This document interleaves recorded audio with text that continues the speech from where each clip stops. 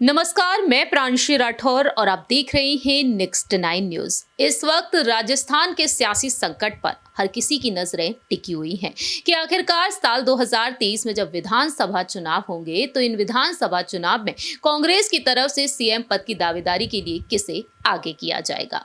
और ऐसे में देखा जाए तो मौजूदा मुख्यमंत्री अशोक गहलोत और पूर्व डिप्टी सीएम सचिन पायलट के बीच जंग छिड़ी हुई है। और इस बीच यहाँ पर यही दावा किया जा रहा है कि कहीं ना कहीं सचिन पायलट को अब आगे किया जा सकता है, क्योंकि सीएम अशोक गहलोत ने हाल ही में बैक टू बैक कुछ ऐसे ट्वीट्स किए हैं जिस ट्वीट्स के जरिए उन्होंने यहाँ पर जाहिर किया है कि कहीं ना कहीं युवाओं के हाथों में अब राजस्थान की कमान होनी चाहिए। कहीं ना कहीं अब वह यहाँ पर अब सियासत से, इस पद से दूर होते हुए नजर आ सकते हैं। जैसा कि हमने बीते कल अपनी एक रिपोर्ट में बताया ही था अशोक गहलोत के उन तमाम ट्वीट्स के बारे में। अंदरूनी तौर पर देखा जाए तो कहीं ना कहीं उन्होंने हिंट दे दी है और ऐसे में राजस्थान की कमान सचिन पायलट के हाथों में जा सकती है। कयासों का दौर लगातार जारी है, लेकिन इसी बीच यहाँ पर यह भी फैसला आ चुका है कि राजस्थान से भारत जोड़ो यात्रा निकल तो चुकी है, लेकिन अब यूपी में 3 जनवरी के दिन राहुल गांधी की भारत जोड़ो यात्रा प्रवेश करेगी।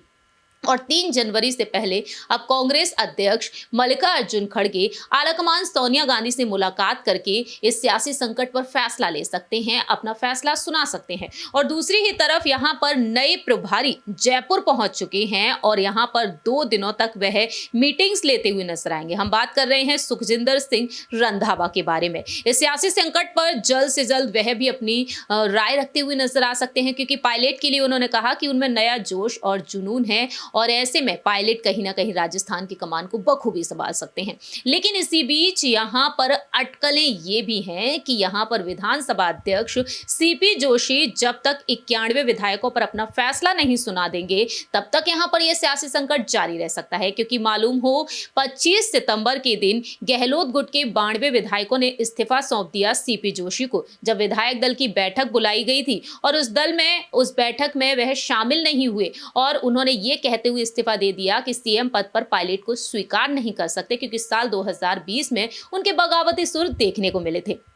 ऐसे में देखा जाए तो सचिन पायलट ने सीपी जोशी से मुलाकात की थी, 1 घंटे तक उनसे बातचीत की थी अहम मुद्दों पर। और अब कहीं ना कहीं एक बार फिर से सीपी जोशी की तरफ से जो देरी देखने को मिल रही है, गहलोत गुट की तरफ जो झुकाव देखने को मिल रहा है, तो कहीं ना कहीं यहाँ पर सचिन पायलट एक बार फिर से उनसे मुलाकात कर सकते हैं, चर्चा कर सकते हैं। क्योंकि सचिन पायलट पहले भी गांधी परिवार से फोन पर चर्चा करके ये कह चुके हैं जलीलियत कब तक सहनी पड़ेगी। ऐसे में देखा जाए तो इस सियासी संकट के बीच सचिन पायलट कहीं ना कहीं सीपी जोशी से एक बार फिर से मुलाकात करने के लिए मजबूर हो सकते हैं। और यहाँ पर सियासी संकट पर क्या कुछ फैसला हो, क्योंकि राहुल गांधी, प्रियंका गांधी उनकी तारीफ तो करते हैं लेकिन उन्हें कोई पद नहीं दे रहे हैं।